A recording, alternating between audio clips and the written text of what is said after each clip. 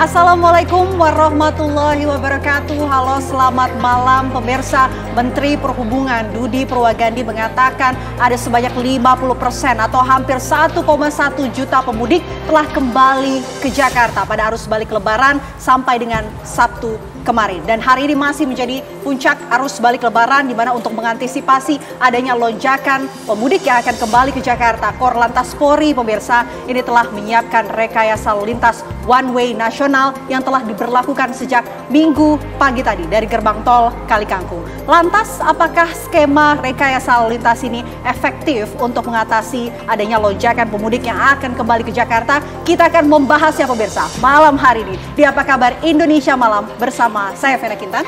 Dan saya Maria Segaf. Tak hanya dialog saja, kami juga akan hadirkan langsung laporan dari sejumlah titik tersebut. Apakah efektif pemberlakuan one way nasional ini langsung dari gerbang tol Kali Kangkung Semarang, kemudian di tol Japek. Bahkan juga kita lihat bagaimanakah kemudian arus balik bagi para pemudik motor. Selengkapnya untuk Anda di Apa Kabar Indonesia Malam.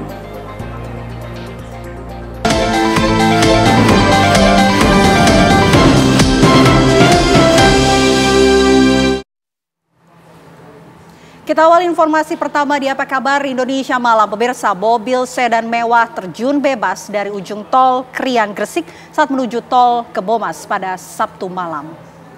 Gambar yang Anda saksikan pemirsa adalah video amatir detik-detik sebuah mobil BMW berwarna hitam terlibat kecelakaan tunggal dan direkam oleh warga yang tengah melintas. Mobil sedan mewah ini terjun bebas dari ujung tol Krian Bunder Gresik, Jawa Timur saat hendak menuju tol Kebomas. Si pengendara mobil diduga terlalu fokus untuk mengikuti petunjuk aplikasi peta hingga tidak mengetahui jika jalan yang dilintasinya merupakan batas akhir jalan tol.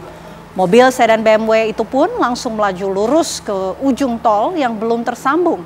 Sedan pun terjun dari ujung jalan tol Krian Gresik dengan ketinggian sekitar 5 meter. Sopir dan penumpang sedan dalam kondisi selamat dan dibawa ke RSUD Ibnu Sina Gresik. Dan di lokasi kejadian pemirsa saat ini masih terlihat bekas aspal yang tergeruk saat mobil terjun bebas ke bawah. Mobil ini baru berhenti saat menabrak taman kota.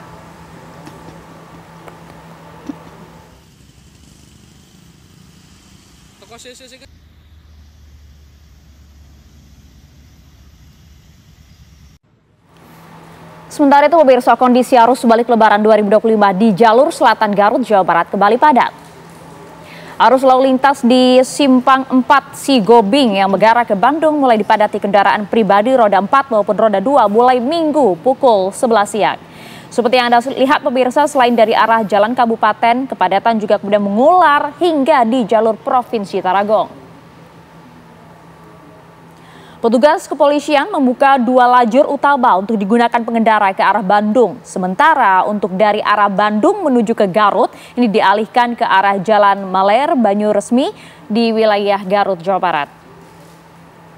Petugas pemirsa ini akan menerapkan sistem satu arah untuk kemudian bisa memecah terjadinya penumpukan kendaraan di kawasan Garut tersebut.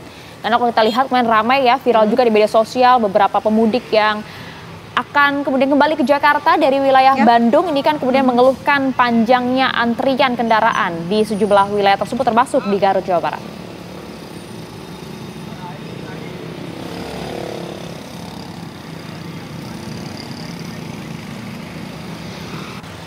Masih di Jawa Barat, pemirsa, kita menuju ke Bekasi, di mana ada sebuah bajai yang dikemudikan oleh pemudik ludes terbakar saat melintas di Jalan Pantura, Kabupaten Bekasi, Jawa Barat, dan diduga penyebab kebakaran ini akibat korsleting listrik. Api yang dengan cepat membakar seluruh bagian bajai termasuk barang bawaannya yang dibawa dari kampung halamannya di Wonogiri, Jawa Tengah. Bajai pemudik asal Wonogiri, Jawa Tengah hendak Tangerang, Banten itu mengalami kendala dalam perjalanannya, diduga adanya korsleting arus pendek listrik yang menyambar ke bagian bahan bakar. Dan 3 unit mobil pemadam kebakaran dari Kabupaten Bekasi diturunkan ke lokasi untuk mencoba memadamkan api. Kejadian ini mengakibatkan kemacetan sejauh 2 km dari arah Cikarang menuju ke Jakarta.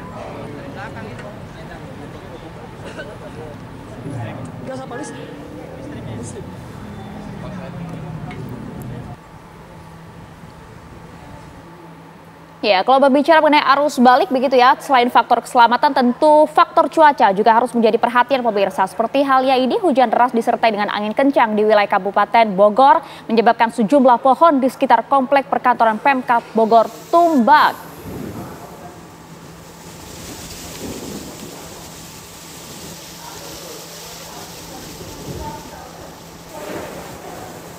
Ya, seperti Anda lihat pemirsa, ini adalah situasi saat hujan disertai dengan angin kencang yang terjadi di wilayah Kabupaten Bogor pada Minggu sore. Banyak ranting pohon patah, kemudian fasilitas tunggu di komplek perkantoran Kabupaten Bogor pun roboh diterjang angin. Bahkan pemirsa, kalau kita lihat petugas pemadam kebakaran di Kabupaten Bogor juga kemudian telah menghitung ada puluhan pohon tumbang di wilayah Cibinong dan di komplek perkantoran pemerintah Kabupaten Bogor yang tengah kini ditangani.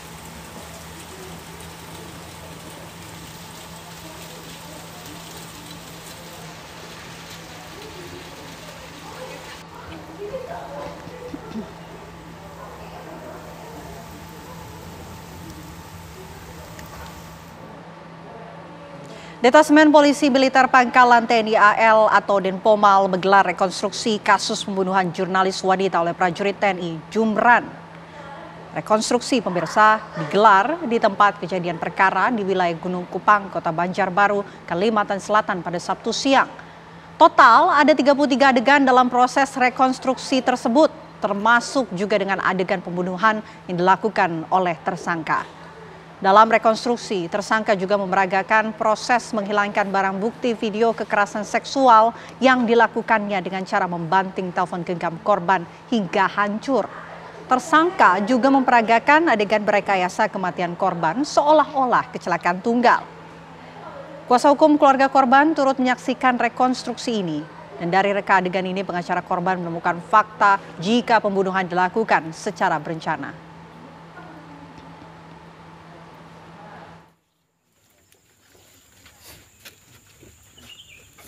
Dan menaruh tas korban di belakang. Ya, seorang wartawan media daring ditemukan tewas di sebuah kamar hotel di Kebonjeruk, Jakarta Barat, pemirsa. Hingga kini polisi masih terus menyelidiki penyebab kematian korban dan menelusuri pula indikasi adanya dugaan pembunuhan. Pria berinisial SW ditemukan tewas di sebuah hotel kawasan Kebonjeruk, Jakarta Barat pada Jumat pukul 9 malam. Korban ditemukan tak bernyawa sendirian di dalam kamarnya. Saat ini pemirsa, jenazah diotopsi di Rumah Sakit Polri Kramat Jati, Jakarta. Polisi memeriksa 3 saksi dari pihak hotel, sementara penyebab kematian korban pun masih dalam proses penyelidikan polisi. Jika dilihat dari foto jenazah, sempat nampak adanya bekas luka memar pada bagian wajah dan juga di seluruh badan.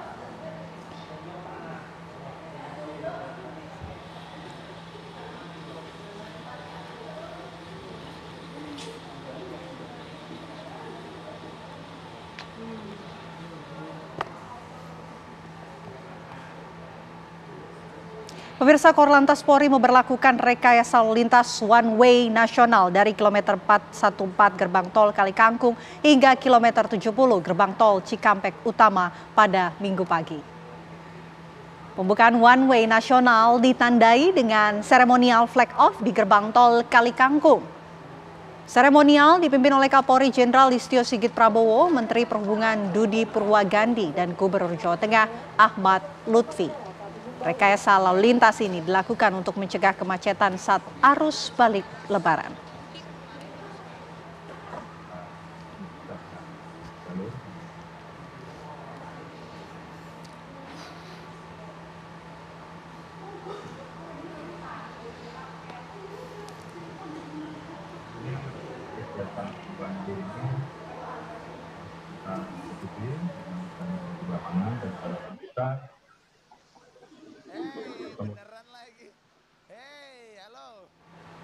Ya, Vena, kita ajak pemirsa untuk melihat bagaimana kemudian efektivitas dari pemberlakuan one way nasional pada pagi hari tadi langsung dari hulu hingga hilirnya. Ya. Dari gerbang tol Kalikangkung Semarang sudah rekan kami Goldi Gumilang di sana dan juga ada Felicia dari wilayah Bekasi, Bekasi ya. Nanti kita akan hadirkan informasinya, tapi kita akan coba terlebih dahulu ke Goldi Gumilang dulu. Goldi, bagaimanakah pantauan Anda saat ini? Apakah cukup efektif pemberlakuan one way ini langsung dari Semarang?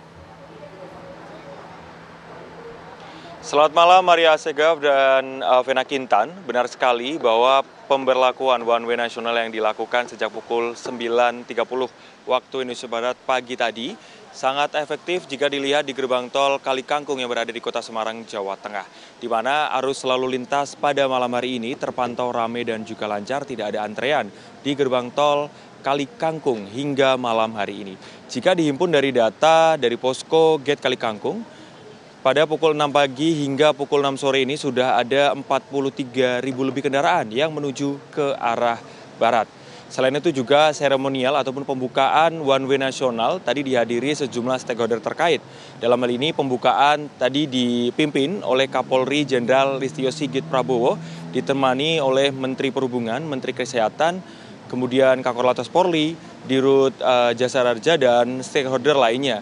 Tadi juga Kapolri sempat menyinggung terkait dengan penerapan one way nasional ini dikarenakan volume kendaraan dari 2 hari terakhir ini yang menuju ke arah barat ini meningkat.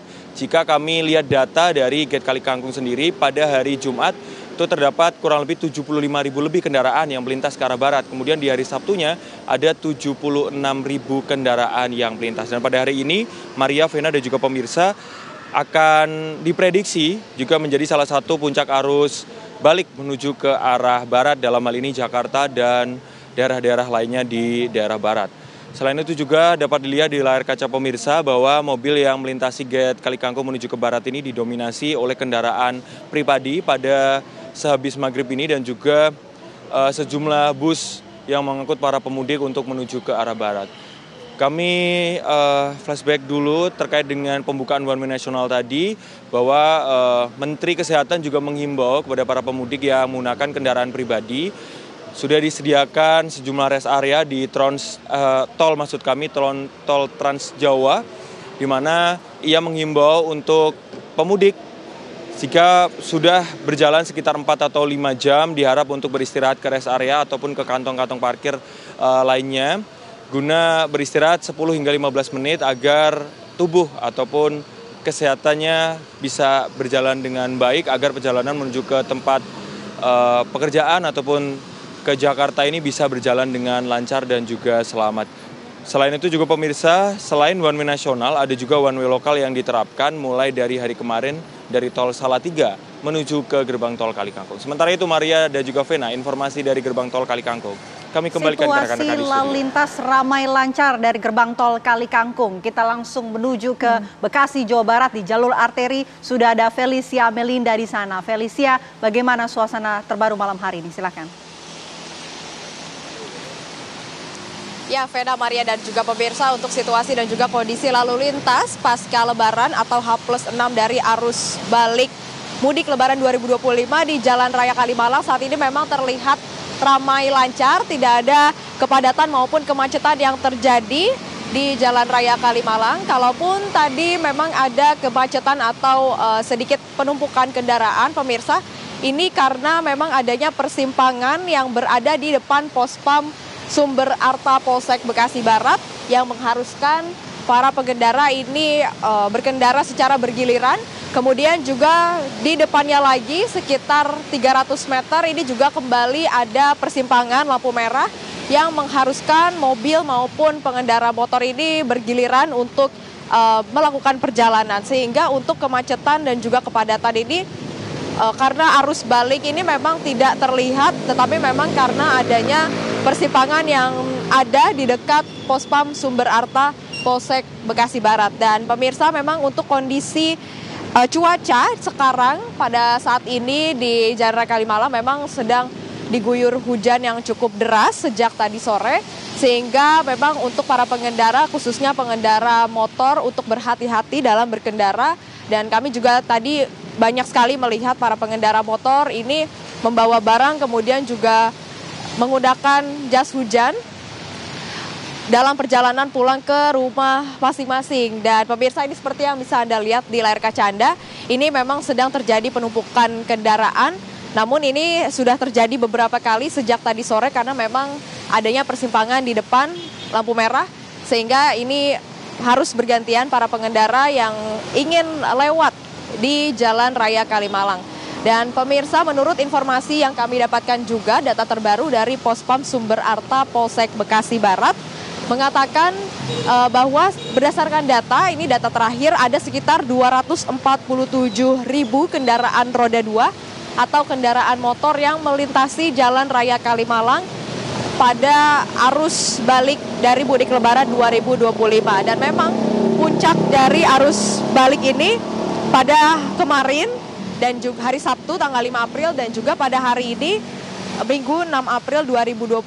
Dan memang semakin malam pemirsa, ini walaupun hujan cukup deras di sini, namun pengendara ini lebih banyak jika kita bandingkan dengan tadi sore. Ini memang pengendara lebih banyak atau lebih ramai pada malam hari karena memang cuaca yang lebih tidak panas pada siang hari, dan memang ini menjadi jalur utama yang dipilih oleh para pengendara motor untuk pulang kampung ke Jawa Tengah dan juga Jawa Timur, karena jalur Kalimalang ini pemirsa merupakan jalur yang juga dilewati atau sejalan dengan jalur Pantura yang menghubungkan Jawa Barat, Jawa Tengah dan juga Jawa Timur. Namun untuk saat ini pemirsa, sampai saat ini dari pemantauan kami sejak tadi sore memang tidak ada penumpukan atau kepadatan kendaraan yang ada di Jalan Raya Kalimalang. Saya kembalikan lagi kepada Maria dan juga Vena di studio. Ya, baik, terima kasih rekan-rekan. Ada Goldi Gumilang dan juga Felicia. Nampaknya ramai lancar ya, baik itu di Tol Trans Jawa maupun juga di Jalan Arteri di Bekasi, Jawa Barat. Terima kasih rekan-rekan. Dan pemirsa, ribuan penumpang berdesak-desakan di depan terminal masuk Pelabuhan Pare-Pare, Sulawesi Selatan. Informasi selengkapnya untuk Anda sesaat lagi di Apa Kabar Indonesia Malam.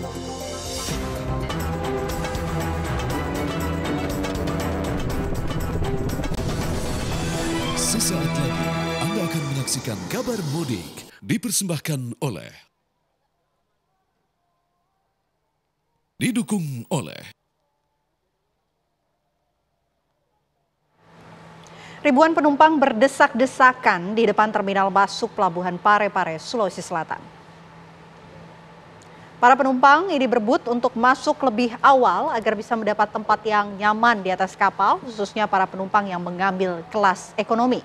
Hari ini ada 5 kapal yang akan berangkat ke sejumlah tujuan seperti Tarakan, Nunukan, Kalimantan Utara dan Balikpapan, serta Samarinda, Kalimantan Timur.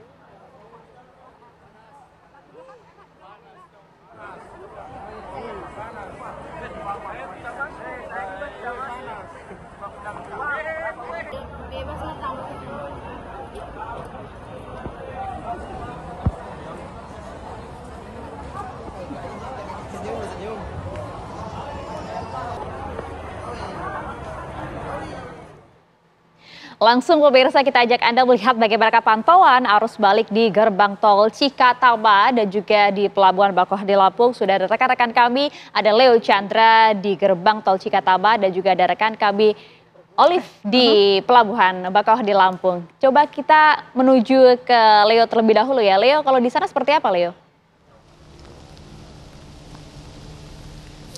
Baik, untuk kondisi terkini dari gerbang tol Cikampek Utama di H+7 Lebaran ataupun mudik Lebaran Idul Fitri 1446 Hijriah.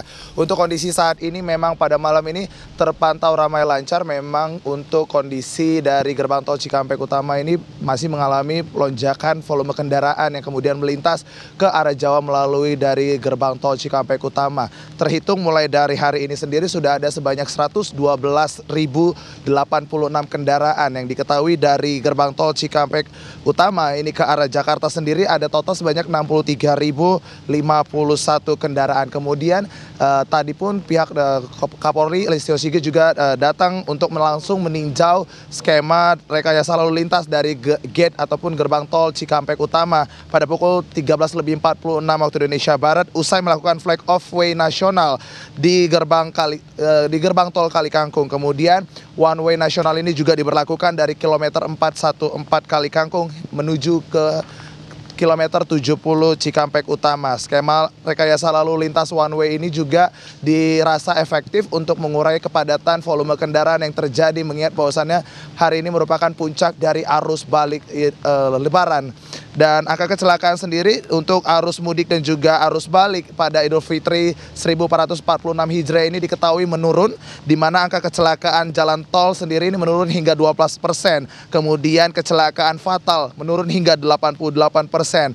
Dan yang terakhir, kecelakaan di jalur arteri juga menurun hingga 64%.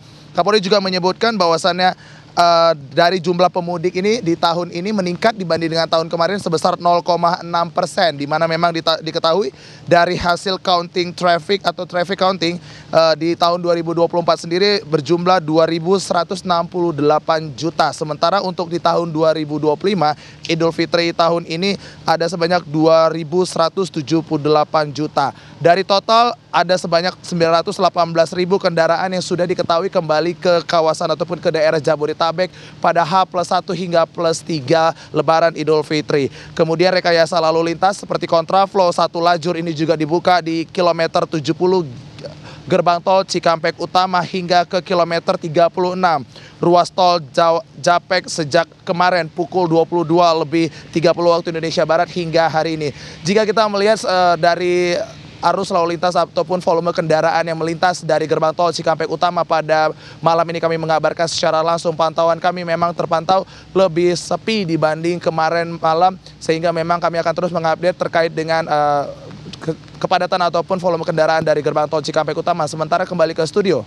Oke, kalau begitu kita bergeser menuju ke Herninda Febiola langsung dari Pelabuhan Bakauheni Lampung. Bagaimana kondisi di sana, Olive?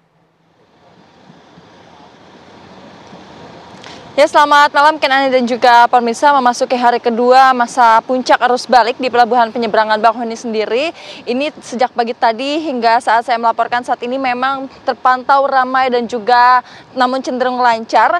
Kendaraan roda 4, roda 2 dan juga penumpang pejalan kaki maupun kendaraan umum ini tidak ada hentinya masuk area pelabuhan untuk menyeberang dari Pulau Sumatera ke Pulau Jawa. Namun dari pihak ASDP ini memberikan informasi bahwa volume kendaraan yang memasuki area pelabuhan atau yang hendak menyeberang pada hari ini cenderung menurun sekitar 50%. Jadi jika diakumulasikan dari angka penjualan tiket, memang sudah sebagian masyarakat ataupun penumpang yang berangkat dari Pelabuhan Bakauheni ini sudah berangkat begitu. Sehingga untuk diprediksi pada malam hari ini hingga ke esok hari kemungkinan akan terjadi penurunan.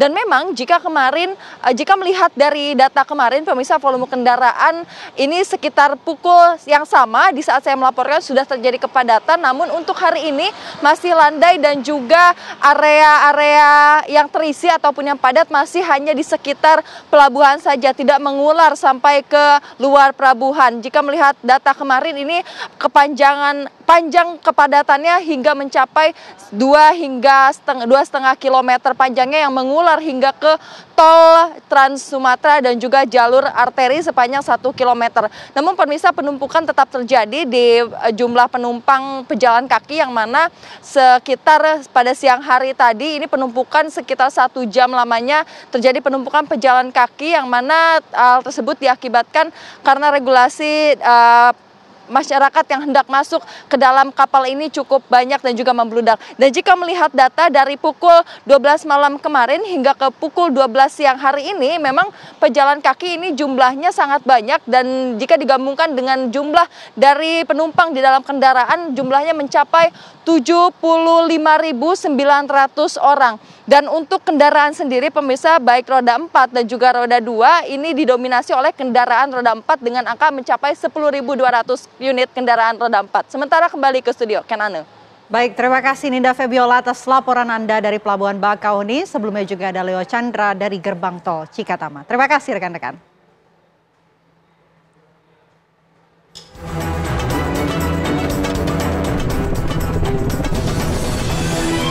Anda baru saja menyaksikan Kabar Mudik, dipersembahkan oleh, didukung oleh Korlantas Polri resmi memberlakukan rekayasa lalu lintas one way nasional pada Minggu 6 April 2025 pukul 9 waktu Indonesia Barat dari gerbang tol Kalikangkung. Lantas apakah efektif rekayasa lalu lintas ini diterapkan untuk mengantisipasi adanya lonjakan pemudik yang akan kembali ke Jakarta? Kita akan membahasnya pemirsa usai jeda. Tetaplah bersama kami di Apa Kabar Indonesia Malam.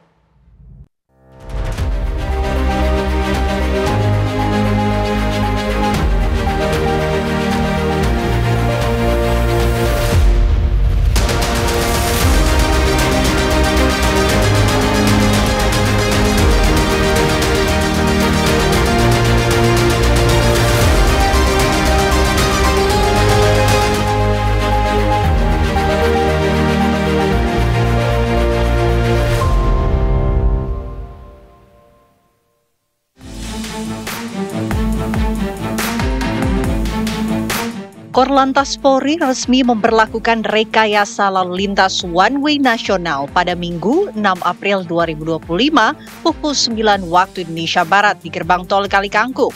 Flag off ini dipimpin langsung oleh Kapolri Jenderal Listio Sigit Prabowo bersama para menteri dan pejabat terkait.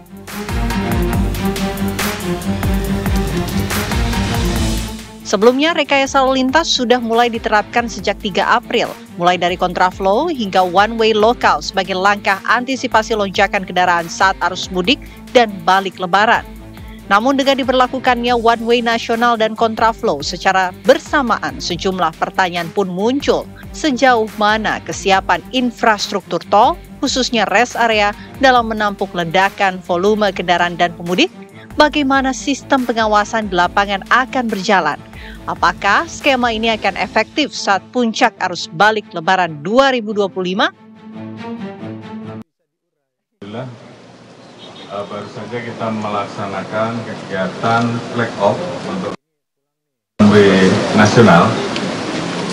Setelah kita melaksanakan evaluasi bersama antara tim dari Kementerian Perhubungan, Jasa Marga, dengan jajaran lalu lintas, berdasarkan hasil traffic counting yang kita ikuti mulai dari kemarin sore sampai dengan tadi malam, karena memang sudah melebihi rata-rata yang kemudian kita putuskan bahwa pagi ini one way nasional dilaksanakan mulai dari kilometer 414 sampai dengan kilometer 70. Dan kemudian nanti akan dilanjutkan dengan kontraflow 2 lajur dari kilometer 70 ke kilometer 1 lajur dari kilometer 36. Tentunya kita juga tetap mempersiapkan alternatif lain apabila dengan one way nasional ini ternyata kemudian tetap masih ada kemacetan, dengan mempersiapkan strategi, mempersiapkan visum dau untuk menjadi pengurai, dan juga kita sudah rapat bahwa apabila itu diperlukan untuk tarif tolnya akan digratiskan. Kemudian juga untuk dari Jawa Barat, dari DKI yang mengarah ke Jawa Barat tetap bisa berjalan. Nah, kita siapkan jalur sehingga kita harapkan baik yang dari barat ke timur ataupun timur ke barat sama-sama bisa berjalan. Dan tentunya kegiatan one way ini akan terus kita ikuti dinamikanya di lapangan, dan harapan kita pemudik tetap hati-hati karena kita mengharapkan mereka bisa sampai di Jakarta ataupun sampai tempat tujuan dengan aman dan dengan selamat.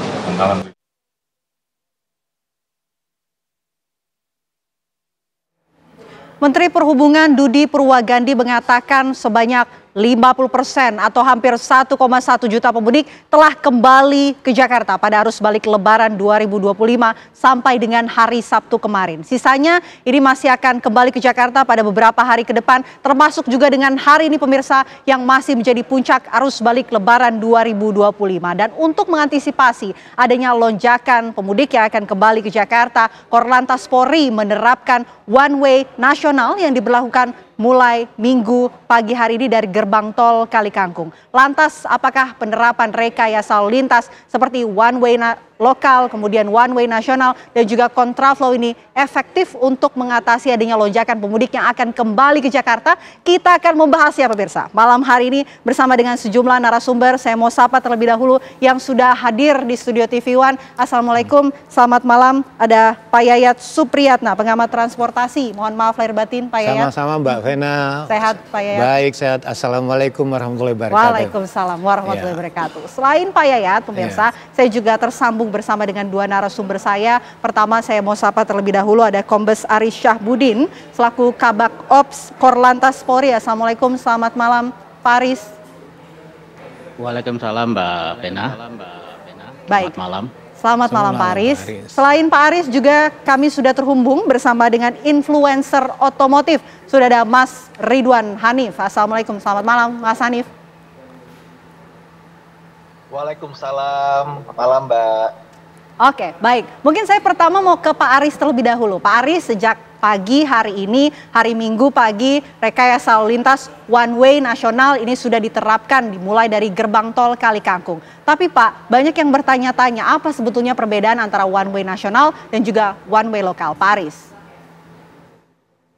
Baik Mbak Vena, jadi pemberlakuan one way lokal itu kita lakukan berdasarkan penggal-penggal ruas yang memang dianggap terjadi kepadatan dan kita bisa memaksimalkan ruas tersebut dengan beberapa pertimbangan, antara lain ruas tersebut mungkin arah sebaliknya itu tidak terlalu padat hingga kita bisa memaksimalkan di lokasi-lokasi mana yang memang perlu terjadi penarikan dan pemaksimalan ruas-ruas jalan tersebut yang ada. Kita ketahui bahwa one way atau kontraflow adalah upaya kita untuk menambah kapasitas arus lalu lintas yang dapat dilintasi pada ruas-ruas jalan tertentu termasuk ruas tol maupun jalur arteri karena terjadinya ketidakseimbangan antara ruas yang berlawanan. Jadi kita ketahui pada saat arus mudik itu lebih banyak kendaraan yang keluar ke arah dari Jakarta, baik itu ke arah timur, selatan maupun ke arah barat. Namun begitu arus balik itu kendaraan akan lebih mendominasi dari wilayah yang luar menuju arah Jakarta. Dan ini kita buat keseimbangan dengan memanfaatkan ruas-ruas tersebut.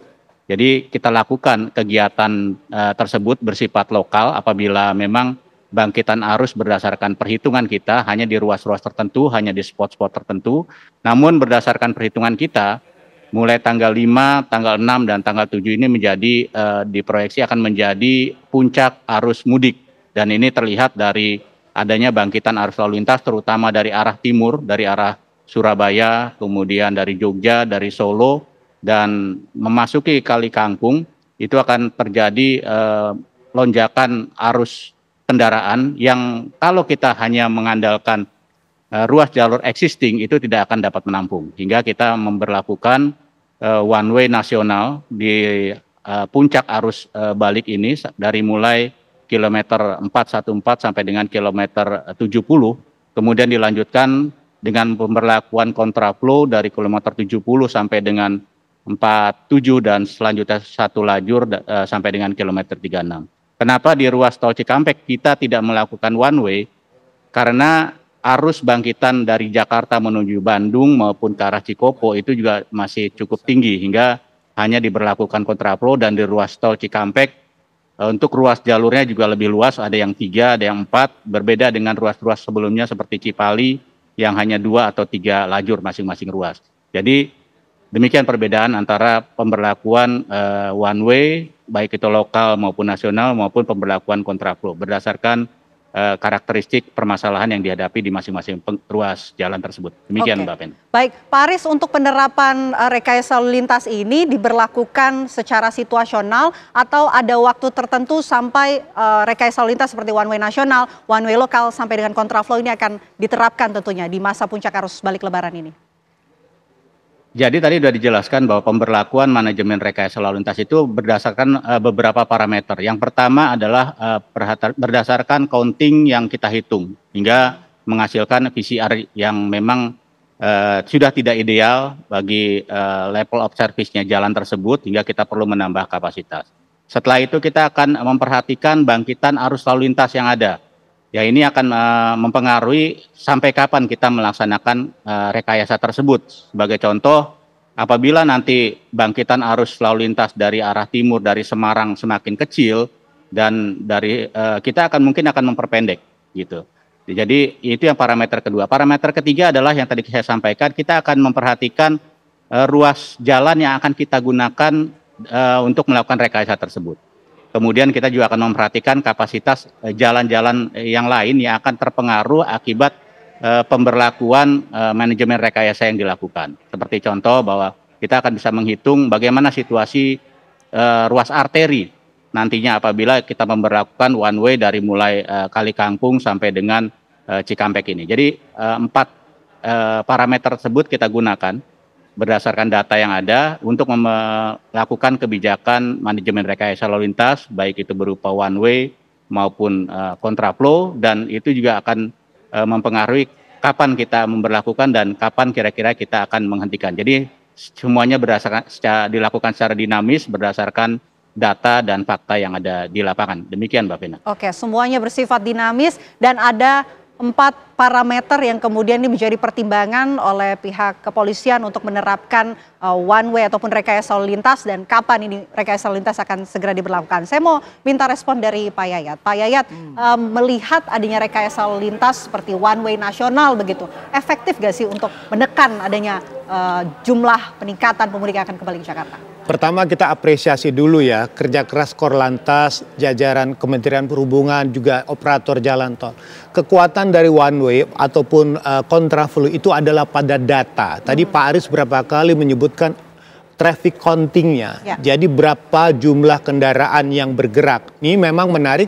Kalau traffic counting-nya dari operator, pasti Jasa Marga atau operator jalan lain sudah memberikan data. Nah, kenapa one way tadi dikatakan diberlakukan dan kontraflow? Menarik tadi kan, kita untuk mengukur kapasitasnya. Jadi kapasitas jalan itu, kalau misalnya VCR sudah di atas 1 misalnya, itu kan levelnya turun. Ada A, B, C, D. D itu misalnya udah 20 km lah, udah lambat sekali ya kan. Ibaratnya tuh pamer di ranjang, padat merayap di dalam antrian panjang ya kan. Nah, jadi di sini kan bikin andilau lah antara dilema dan kegalauan ya kan. Nah, pertanyaan itu tadi, maka dibuatlah polanya one way ini misalnya untuk menarik. Nah, kalau dikatakan bahwa sudah 50%, berarti ada potensi sisanya 50% lagi. Nah, ini yang menarik. Apakah hari ini dengan one way ini, kalau menurut data prediksi yang dikeluarkan, itu akan bergerak lebih kurang 21% atau lebih. Berarti potensi tarikannya dengan one way ini bisa saja 25%, atau misalnya lebih padat bisa 30%. Kemudian pilihannya kan tinggal pada hari Senin dan hari Selasa. Ya. Yang kemungkinan menarik adalah hari ini kemungkinan bisa terjadi puncak. Kenapa? Para pekerja yang non ASN sudah kembali besok ya. Yang ASN hari Selasa bisa fleksibel nih melalui work from anywhere. Ya. Jadi ada pilihan waktu. Karena kita tahu kan pasti yang mudik rata-rata kerja ya, apalagi kendaraan pribadi. Nah, di sini yang menarik, tapi kita perlu cermati tadi ya, yang perlu dikatakan oleh Korlantas tadi. Pertama gini, dari 414 di Kali Kangkung Semarang ditarik ke kilometer 70 di Cikatama. Nah, di sini yang perlu kehati-hatian adalah dari Cikatama ke arah Jakartanya, ke arah Bodetabek. Kenapa? Itu diberlakukan kontraflow. Ya. Ada arus yang dari sana yang kemungkinan sebagian akan digunakan. Nah, di sini kemungkinan besar kepadatannya tinggi. Karena dari sana dianggapnya kan lancar nih. Ya, agak ada padat ya. Kecuali kalau ada terurai, sebagian masuk ke Bandung atau sebagian lagi ke Jabodetabek. Tapi menurut prediksi saya, kemungkinan besar mereka masuk ke Jabodetabek dan ada kepadatan lebih tinggi. Nah, di sini menurut saya perlu antisipasi yang kita sikapi dengan penuh kehati-hatian. Nah, yang kedua, lancar atau tidak lancar? Ini kan orang bertanya, kalau misalnya dari Semarang, dari Jakarta ke Semarang, normalnya berapa jam? Kalau normal bisa 5-6 jam. Kalau kecepatannya rata-rata 80-100. Tapi dengan kepadatan seperti ini, kemungkinan besar itu kecepatan rata-rata 30 atau 40 lah. Tidak seperti biasa. 40 km per jam. 40 km. Artinya ada kemungkinan pelambatan perjalanan. Biasa 6 jam, kemudian bisa belasan jam. Misalnya lebih lah dari 10 jam. Nah, ditambah satu nanti yang perlu dicermati, rest area. Ini bisa menjadi persoalan. Maka kita menghimbau kalau bisa supaya tidak berkonflik di rest area, mungkin informasi ini bisa ditampung oleh masyarakat. Ada baiknya keluar saja, misalnya Brebes keluar sebentar atau Cirebon keluar sebentar, waktunya lebih luang. Dan satu hal lagi, jangan terburu-buru. Ya kan? Jadi menikmati perjalanan ini agar aman dan nyaman, bukan cepat-cepat loh dalamnya. Mudik aman dan nyaman. Nyaman, mudik aman, nyaman. Lancar iya, tapi kelancaran itu relatif tergantung level of service dari jalan tersebut. Oke, tapi kalau Pak Yayat sendiri, ini kan tadi menyinggung soal rest area, kemudian menyinggung juga soal adanya kesiapan infrastruktur tol. Tapi mungkin sebelum ke Pak Yayat, saya mau minta langsung ya pendapat dari Mas Ridwan Hanif yang mungkin juga pernah merasakan mudik begitu dalam situasi lebaran, atau mungkin Mas Ridwan Hanif tahun ini mudik juga Mas, kembali ke Jakarta atau bagaimana nih Mas? Iya. Jadi mudik kali ini saya ke Jakarta bersama keluarga, jadi kadang-kadang kita di Jakarta, kadang-kadang kita di Jawa Tengah, dan biasanya ketika saya mudik saya selalu update dengan jadwal kapan itu one way diberlakukan. Karena ketika ada opsi, ada misalkan saya dari Jakarta mau ke Klaten, saya selalu mencari jadwal-jadwal one way itu diberlakukan. Kenapa? Karena ketika one way-nya itu diberlakukan, itu akan sangat membantu perjalanan menjadi lebih cepat. Karena saya merasakan sendiri manfaatnya ya, antara yang one way dan tidak one way itu perbedaannya mungkin bisa beda sampai 2-3 jam. Sudah gitu ketika one way itu diberlakukan, otomatis kan yang namanya rest area itu jadi terbagi dua. Ada yang searah dari jalur yang sebenarnya di sebelah kiri, dan yang di lawan arah itu rest area-nya juga bisa kita gunakan. Umumnya kalau misalkan kita dari arah sebaliknya kita jalan one way, saya menggunakan jalur sebelah kanan yang one way, dan saya menggunakan rest area karena cenderung relatif lebih sepi dibandingkan ambil jalur yang semestinya di sebelah kiri. Dan nggak cuma itu saja, ketika kita mau jalan dari, misalkan saya kali ini seperti tahun ini saya jalannya itu dari Klaten justru ke Jakarta, saya juga mencari kapan waktu one way, karena ketika kita arahnya berlawanan dari one way, itu juga membuat perjalanan kami lebih lama karena kami harus keluar dari tol. Jadi buat saya one way itu sangat bermanfaat ya. Semoga setiap, gak cuma lebaran aja, tapi kayak misalkan lagi tahun baru atau lagi libur anak sekolah, ketika terjadi kepadatan yang sangat banyak gitu, one way ini bisa diterapkan, tapi dengan pengumuman yang jelas, sehingga para orang-orang yang ingin berjalan ke arah tidak sesuai dengan arah mudik, itu bisa mendapatkan informasi dan tidak terjebak harus melewati jalan yang tidak masuk tol. Kurang lebih seperti itu sih. Jadi saya apresiasi sekali, saya senang sekali jika one way ini diberlakukan ketika mudik sedang puncak-puncaknya. Oke, seperti Mas Ridwan Hanif ini adalah salah satu mungkin masyarakat, contoh masyarakat yang selalu mengupdate informasi sebelum melakukan perjalanan mudik kembali ke Jakarta. Ini memang harusnya dilakukan. Ditahan dulu, Pak Yayat, ditahan dulu. Kita masih panjang segmennya. Karena usai jeda mungkin Pak Yayat ada yang ingin disampaikan, tapi nanti usai jeda Apa Kabar Indonesia Malam akan kembali untuk Anda sesaat lagi. Kita lanjutkan dialog kita, tadi mungkin merespon apa yang disampaikan oleh Mas Ridwan Hanif mengenai ia yang selalu memantau begitu update perkembangan terbaru soal rekayasa lalu lintas termasuk dengan one way. Ada yang ingin direspon Pak Yayat? Yang pertama kita respon dari upaya Korlantas ya, mengupdate melalui medsos kapan jadwal one way atau misalnya kontraflow itu diberlakukan pada jam dan waktunya. Yang kedua kita kayak Mas Hanif ya kan, mencari netizen atau masyarakat yang mudik yang selalu update terkait dengan data dan informasi. Jadi sekali lagi data informasi memberikan rasa nyaman. Karena sekali lagi ini perjalanannya panjang. Bisa lebih dari 6 jam sampai 10 jam. Itu sangat menarik informasi. Karena sekali lagi berdasarkan hasil temuan beberapa hari yang lalu, masyarakat tuh lebih senang mendapatkan informasi one way dibandingkan diskon tarif. Oh, justru lebih ke one way daripada diskon tarif. Iya, karena masyarakat sekarang bukan berapapun tarif tolnya, gue nggak peduli dah. Yang penting saya cepat nyampe, saya aman di situ.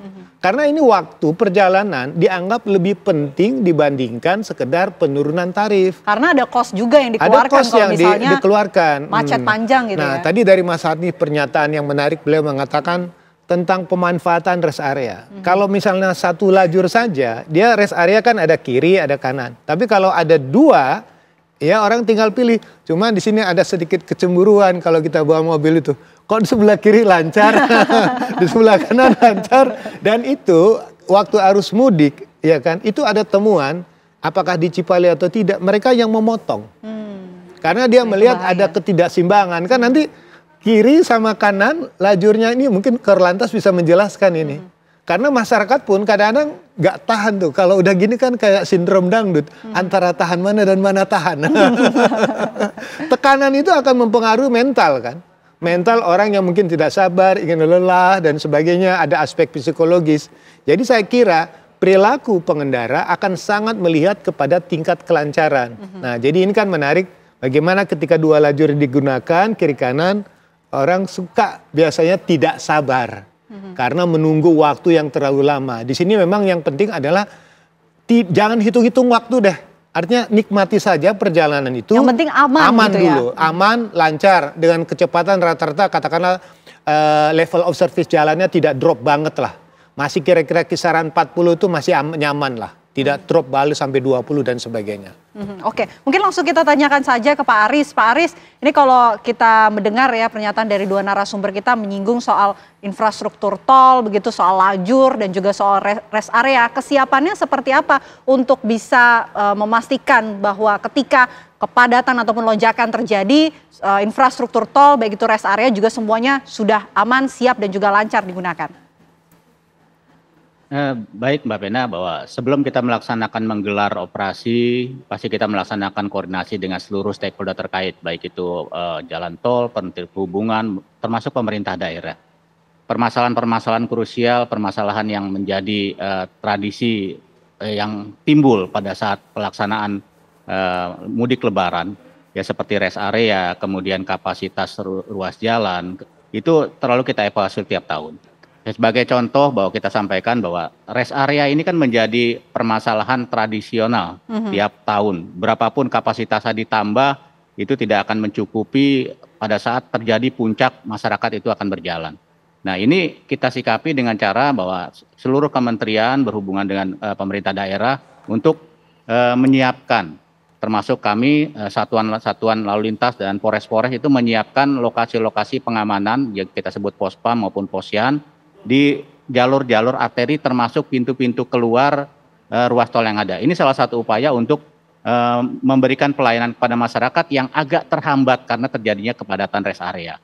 Kemudian dari pihak pengelola tol itu sendiri sudah menyampaikan, memastikan bahwa apabila kita berjalan dari Semarang menuju Jakarta dan kemudian kita keluar sebentar ke pintu tol terdekat untuk beristirahat, pada saat kita masuk kembali total untuk biaya tolnya itu sama. Jadi tidak kemudian keluar dan kita masuk lagi kemudian biaya tolnya agak jadi lebih tinggi. Apalagi tadi Pak Yayat bilang bahwa masyarakat itu tidak terlalu memperhatikan berkaitan dengan jumlah, tapi yang penting lancar, yang penting keinginannya itu terpenuhi. Dan ini kita coba untuk melaksanakan rekayasa terhadap evaluasi yang ada, termasuk beberapa penambahan infrastruktur yang ada.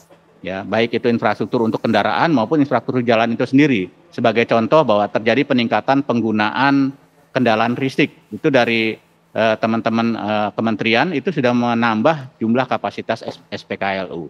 Kemudian dari ruas tol itu sendiri tadi disampaikan bahwa kita mempunyai ruas tol Japek 2 Selatan. Walaupun ini masih bersifat fungsional, tapi apabila terjadi kepadatan yang memang sudah cukup tinggi di ruas tol Jakarta Cikampek, kita akan mengoperasionalkan tol Japek 2 Selatan yang nanti akan seluruh kendaraan yang dari Bandung itu akan kita keluarkan di Sadang.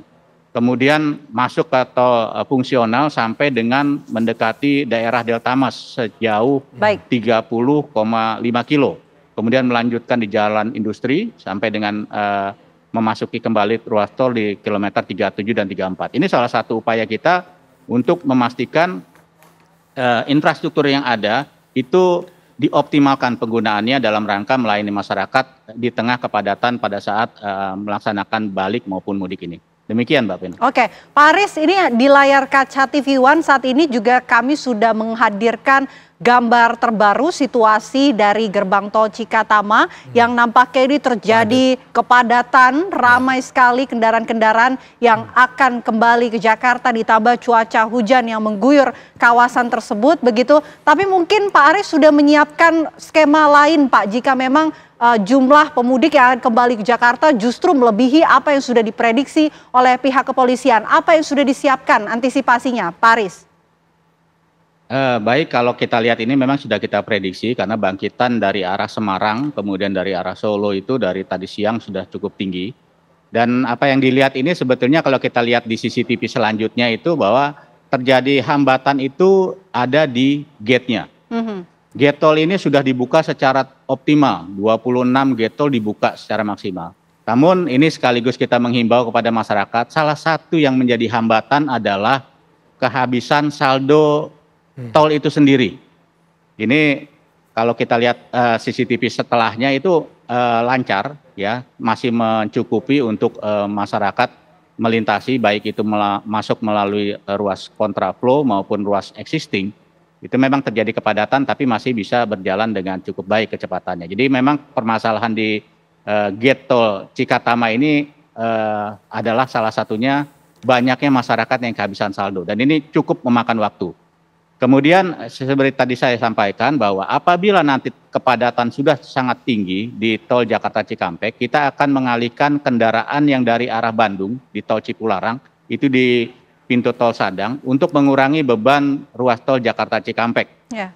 Karena nanti akan untuk mengurangi crossing di kilometer 66 antara kendaraan yang dari arah Bandung crossing dengan kendaraan yang dari arah Jawa Tengah. Itu salah satu upaya yang kita lakukan. Nah ini seperti lihat tadi begitu keluar dari tol ini kapasitas jalannya ya tadi walaupun level of service-nya turun tapi tidak drop sekali. Baik, itu masih bisa berjalan. Baik itu melalui jalur existing maupun melalui jalur kontraflow yang kita siapkan. Jadi memang salah satu permasalahan ini yang cukup banyak adalah masyarakat kehabisan atau kekurangan saldo untuk pembayaran tol itu sendiri. Demikian, Mbak. Ya, ini gambar juga sudah kami hadirkan Pak di layar kaca setelah melewati tol, situasi terbarunya seperti apa, ini sudah kami update gambarnya untuk pemirsa TV One tentunya. Dari Pak Aris saya mau minta respon ya dari Mas Ridwan Hanif. Mas Ridwan, setelah diterapkan adanya beberapa sistem rekayasa lalu lintas oleh pihak kepolisian gitu, ada nggak sih dampak yang dirasakan oleh Mas Hanif selaku masyarakat yang mudik begitu dari sisi kenyamanan dan juga keamanan ketika akan kembali ke kampung halamannya? Pastinya Mbak ya, karena ketika ada rekayasa lalu lintas itu kan tujuannya nggak cuma memperlancar tapi menambah keamanan juga.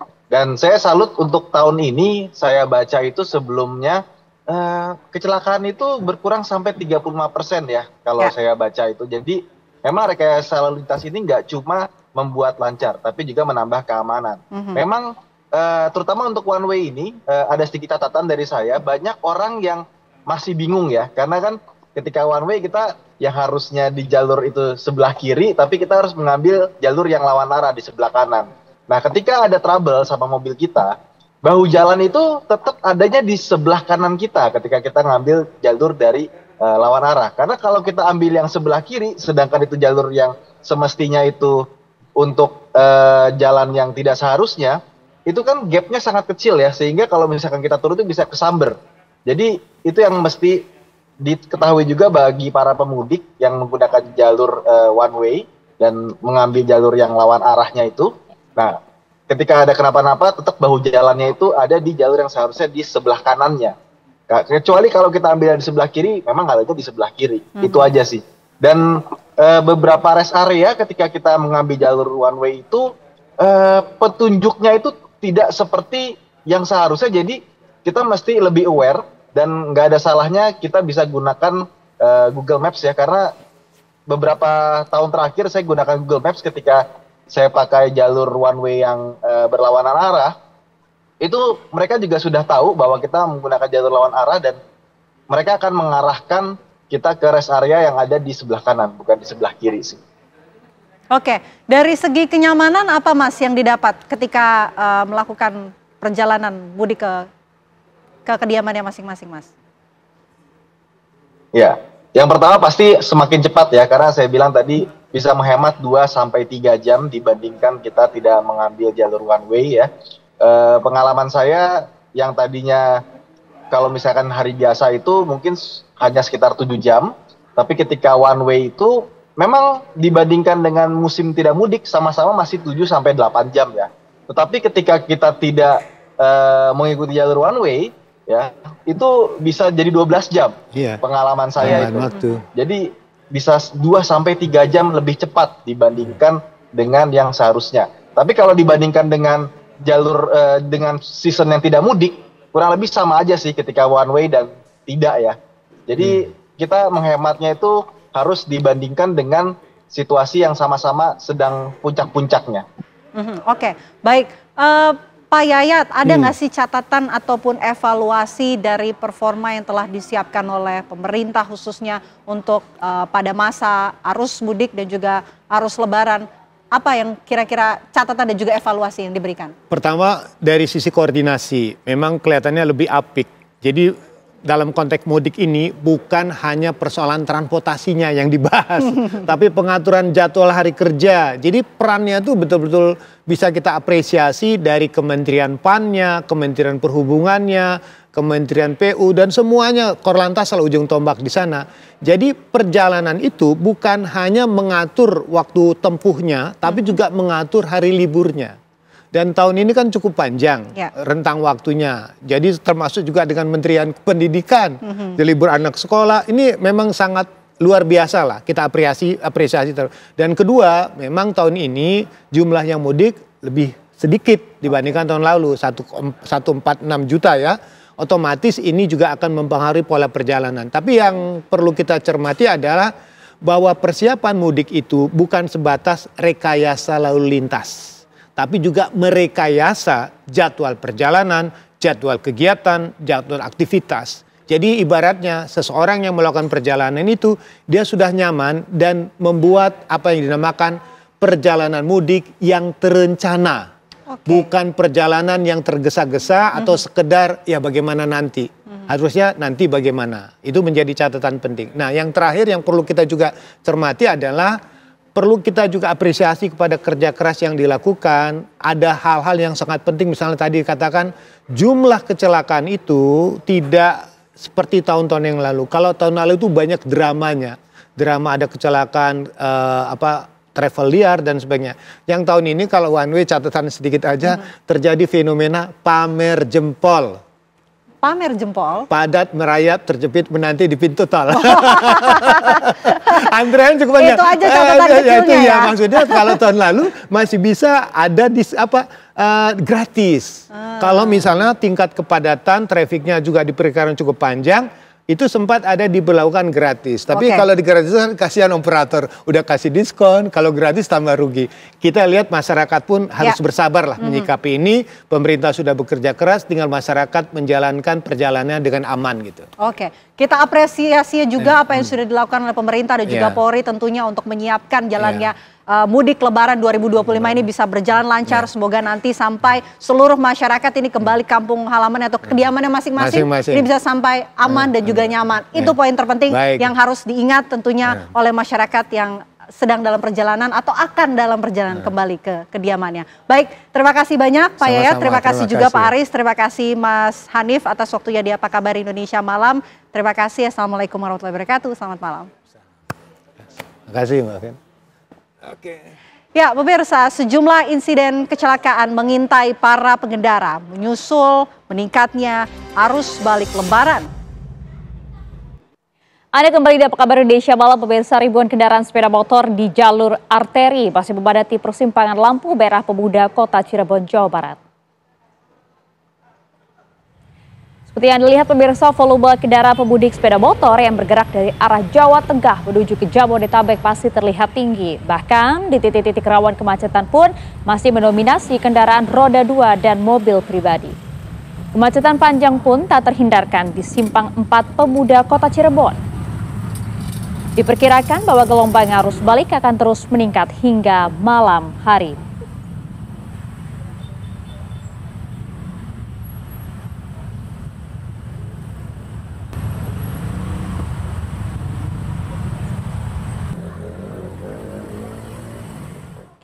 Sementara itu, lonjakan pemudik arus balik yang tiba di Terminal Terpadu Pulau Gebang, Jakarta Timur terlihat melonjak hari ini.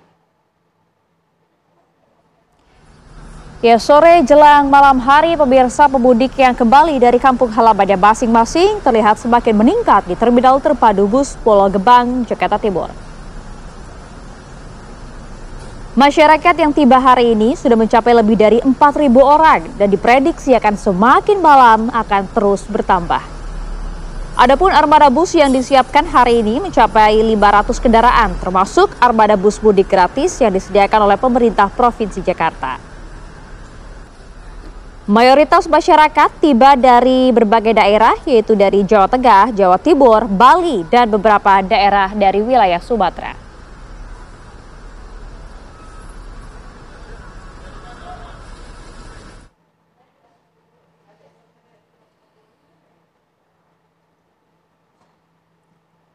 Pemirsa, sejumlah insiden kecelakaan mengintai para pengendara, menyusul meningkatnya arus balik Lebaran. Kecelakaan beruntun terjadi di Tol Cikopo Palimanan dan kilometer 441 Tol Solo Semarang.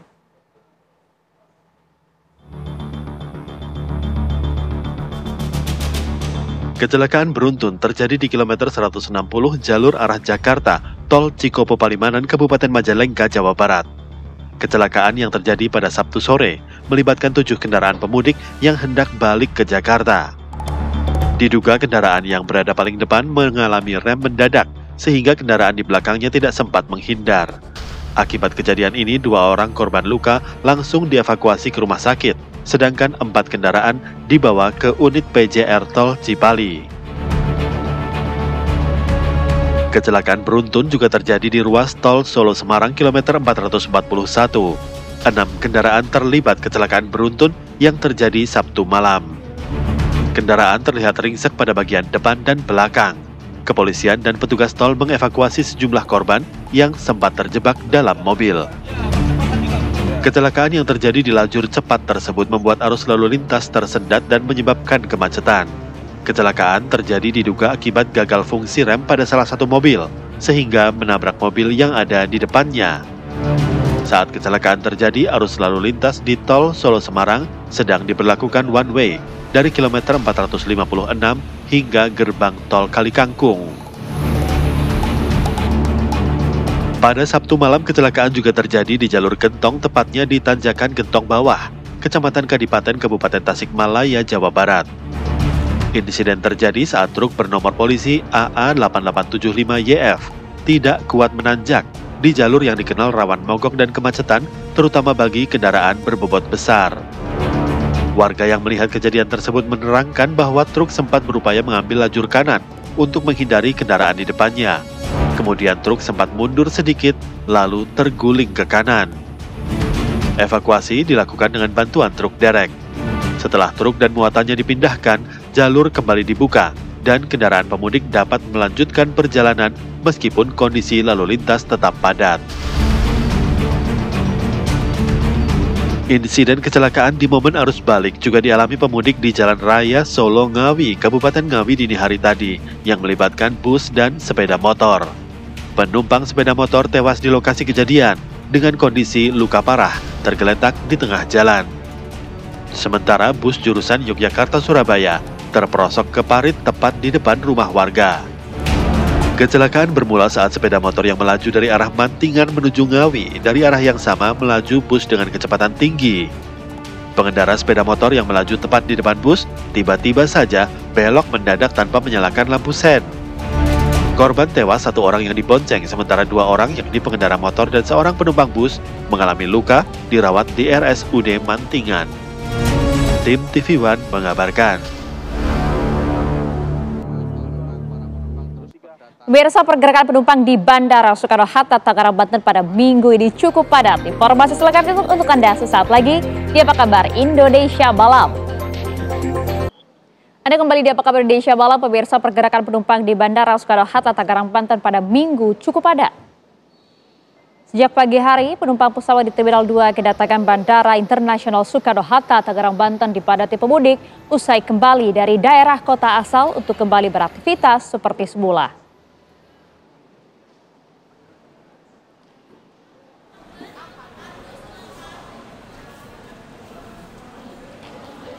Para penumpang ini kebanyakan tiba dari wilayah Bali, Medan, dan Surabaya. Sementara kedatangan dari luar negeri masih didominasi untuk wilayah Singapura, Malaysia, dan Saudi Arabia.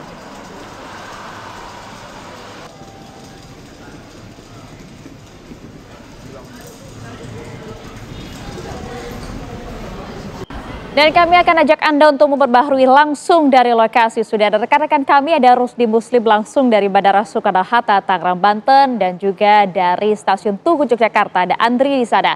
Kita ke Rusdi terlebih dahulu. Rusdi, bagaimana kondisi malam hari ini? Apakah malam hari ini termasuk juga salah satu puncak arus balik di sana? Dapat saya kabarkan memang betul pada H+6 usai Lebaran atau ini merupakan puncak dari arus balik yang menggunakan moda transportasi udara. Hal ini seiring dengan berdasarkan data dari pengelola bandara tercatat kurang lebih ada sekitar 182.000 penumpang baik yang datang maupun pergi. Dan sejauh ini hingga malam ini sudah tercatat kurang lebih ada sekitar 80% penumpang baik yang datang dan pergi sudah tiba. Bahkan di tempat saya mengabarkan untuk informasi yang terbaru ada sekitar 3 pesawat yang mengalami delay atau keterlambatan. Hal ini seiring dengan adanya faktor cuaca, yaitu ada maskapai 6R, Sriwijaya, serta maskapai Lion Air. Namun begitu memang kondisi Bandara Soekarno-Hatta hingga saat ini masih terbilang ramai. Hal ini seiring dengan memang jika di malam hari Bandara Soekarno-Hatta memang merupakan arus padat atau tepatnya kepadatan memang terjadi di 3 tahap, yaitu pagi, siang, dan malam. Dan di malam hari Anda dapat melihat sendiri bagaimana penumpang yang baru tiba keluar dari terminal kedatangan 1A. Mereka usai dari area konveyor mengambil barang-barang bagasi mereka. Di samping itu memang pengelola bandara sedang memfokuskan atau mengkonsentrasikan pada area ground handling, di mana area ground handling adalah para petugas yang membantu menangani masalah koper serta bawaan penumpang, yang mana diketahui usai balik dari asal mereka atau destinasi wisata, banyak penumpang yang membawa barang serta koper yang lebih, sehingga untuk menghindari keterlambatan keluarnya bagasi atau koper dari konveyor, maka petugas porter yang jumlahnya 400 orang ditambah 10%. Untuk itu pengelola bandara memastikan untuk supaya para penumpang tidak terjadi penumpukan. Di samping itu memang Maria di Terminal 1 ini, Terminal 1B sudah beroperasi, yaitu tepatnya maskapai Citylink. Dan untuk para pemudik yang menjadi tujuan asal atau destinasi yang menjadi tujuan favorit untuk penerbangan domestik masih didominasi untuk tujuan Bali, Medan, dan Surabaya. Namun begitu untuk tujuan rute internasional masih didominasi untuk penerbangan rute Singapura, Malaysia, dan untuk wisata religi yaitu Arab Saudi. Demikian Maria dapat saya kabarkan dari Terminal 1 Bandara Soekarno-Hatta. Baik, hari ini diprediksi menjadi puncak arus balik di Bandara Soekarno-Hatta. Terima kasih Rusdi Muslim. Kita coba akan pantau juga bagaimana kondisinya di Stasiun Tugu Yogyakarta yang menjadi salah satu stasiun terpadat di Jawa Tengah. Andri, bagaimana di sana? Ya, Maria dan juga pemirsa, dapat kami kabarkan memang di Stasiun Tugu Yogyakarta hari ini juga tak kalah padat.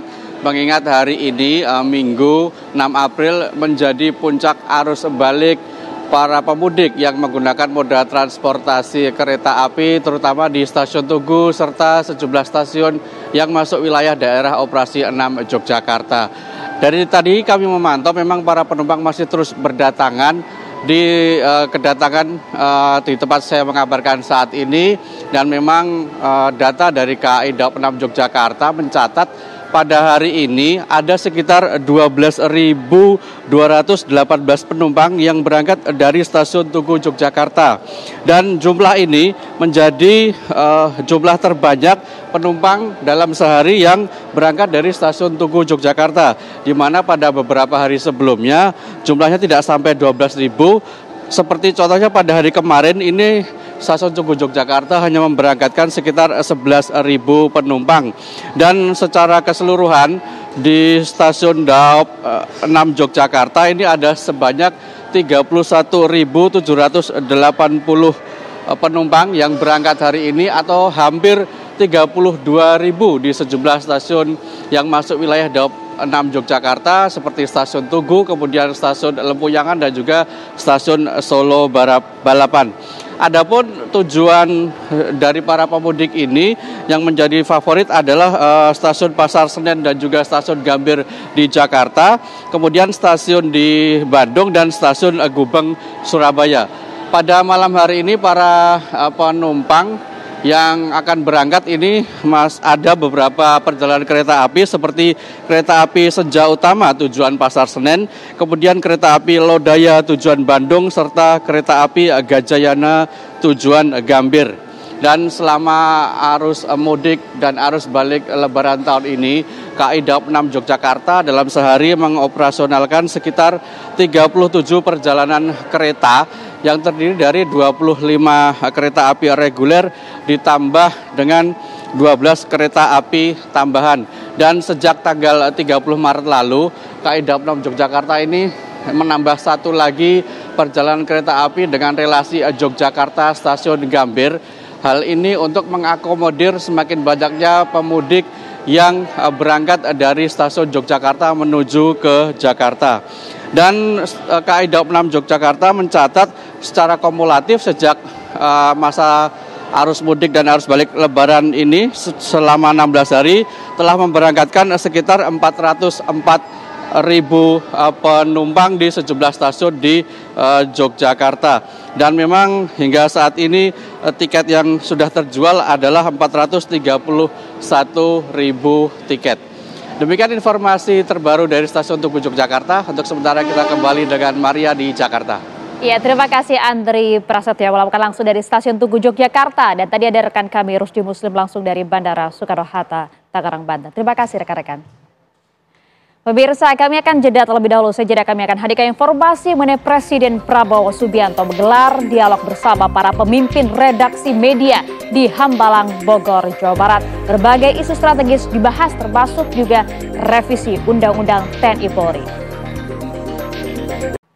Anda kembali di Apa Kabar Indonesia Malam. Pemirsa, Presiden Prabowo Subianto menggelar dialog bersama para pemimpin redaksi media di Hambalang, Bogor, Jawa Barat. Dialog membahas sejumlah isu strategis hingga revisi Undang-Undang TNI Polri dan tindak pidana korupsi.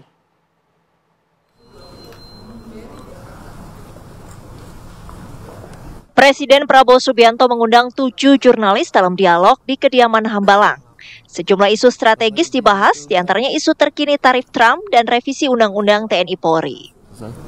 Jadi semua kita yang hadir di sini boleh bertanya apa saja kepada beliau, dan dari topik dari soal kebijakan Presiden Trump yang terbaru, soal Danantara, soal RUU TNI, RUU Polisi dan sebagainya. Beliau jawab dengan baik, dan yang bagusnya adalah beliau mengakui bahwa keadaan dengan kebijakan Presiden Trump itu pasti akan ada gejolak, tapi beliau yakin dengan fundamental ekonomi kita.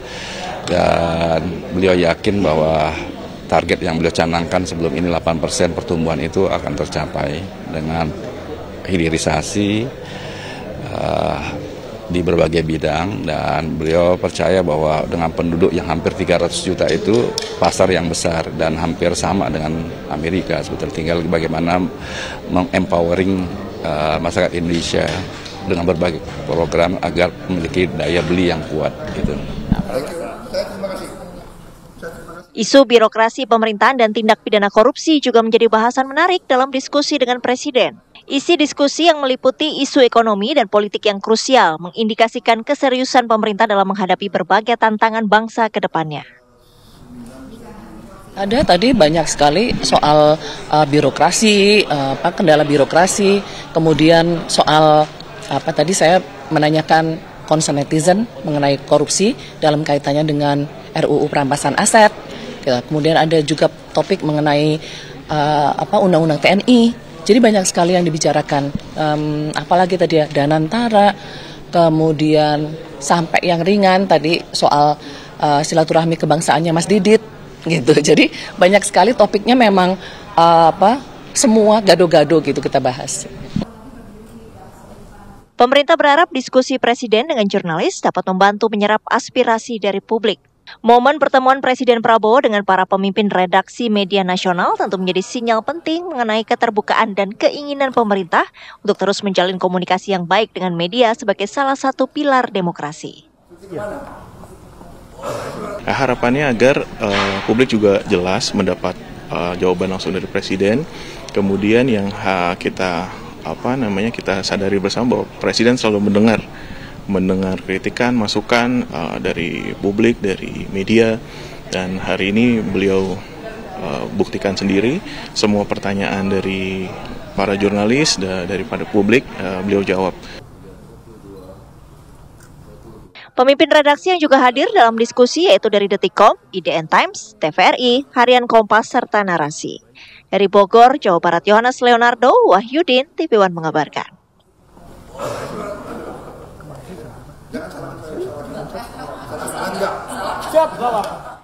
Ya, kita beralih ke berita mancanegara pemirsa. Yordania dikenal sebagai negara yang kaya akan keindahan alam dan sejarahnya. Petra, kota kuno yang tersembunyi di antara tebing dan gurun di selatan Yordania ini kini menjadi salah satu destinasi wisata populer di Timur Tengah. Seperti apa ya kemegahan kota Petra? Berikut liputan jurnalis TV One Widya Sodata dan Dewi Cipani untuk Anda.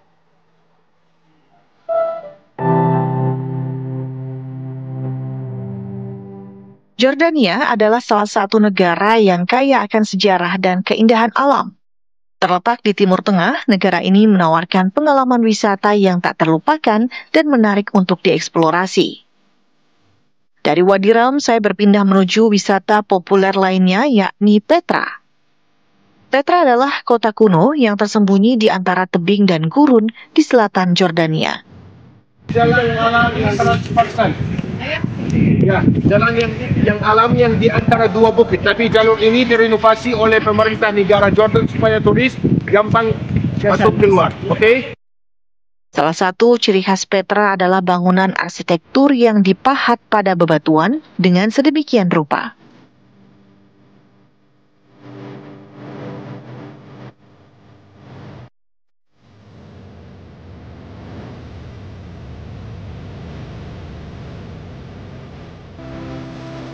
Ketika saya memasuki kota kuno ini, pemandangan pertama yang memukau adalah Sik, sebuah lembah sempit yang mengarah ke pusat kota Petra. Sik adalah jalan alami yang terbentuk dari celah antara dua tebing batu yang menjulang tinggi. Tempat wisata yang mempesona ini merupakan simbol dari peradaban kerajaan Nabatea sebelum Kekaisaran Romawi. Arsitektur Petra adalah bukti nyata kepintaran dan kreativitas sebangsa Nabatea.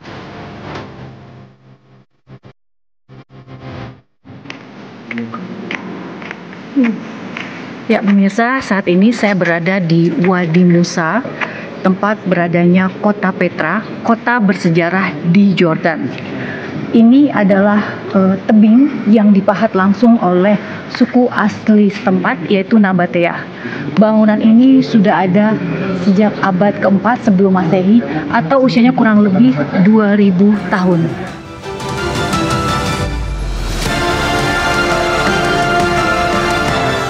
Setelah berjalan kurang lebih 4 km, sampailah saya di ujung lorong dan disambut keajaiban Petra yang paling terkenal, yaitu Al-Kazneh atau The Treasury. The Treasury yang merupakan ikon Petra diperkirakan merupakan makam seorang raja Nabatea. Detail ukiran bangunan The Treasury sangat indah dan kokoh. Kota Petra disebut pernah menjadi pusat perdagangan yang makmur dan berpengaruh di kawasan Arab. Namun pada tahun 312 sebelum Masehi, Petra rusak akibat gempa besar. Kota Petra hilang selama berabad-abad dan akhirnya ditemukan kembali oleh penjelajah Swiss bernama Johann Ludwig Burckhardt pada tahun 1812. Petra yang diakui sebagai salah satu dari 7 keajaiban dunia memikat pengunjung dari seluruh dunia untuk melihat keindahannya.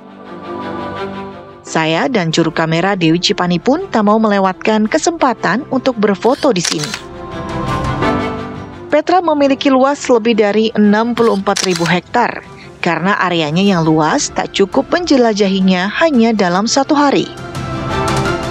Selain berjalan kaki, menjelajahi Petra bisa menggunakan mobil golf dan kuda. Ya, dari Yordania kami ajak Anda kembali ke tanah air pemirsa. Alun-alun Kabupaten Wonosobo, Jawa Tengah berubah menjadi lautan manusia pada Minggu pagi. Ribuan orang dari berbagai daerah datang untuk menyaksikan puncak Festival Balon Udara tahun ini. Ya, pengunjung dari berbagai daerah rela datang pemirsa sejak dini hari bahkan untuk ikut mengabadikan momen penerbangan balon udara tersebut. Sebanyak 47 balon raksasa diterbangkan di puncak Festival Balon Udara pada tahun ini. Berbeda dengan tahun sebelumnya, pada puncak festival kali ini juga dimeriahkan peserta dari luar negeri.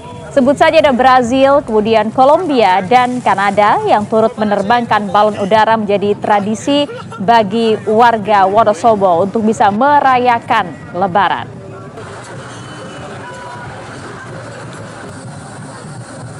Demi menjaga keselamatan lalu lintas udara, balon udara ditambatkan pada tali sehingga hanya bisa diterbangkan dengan ketinggian maksimal 30 meter saja.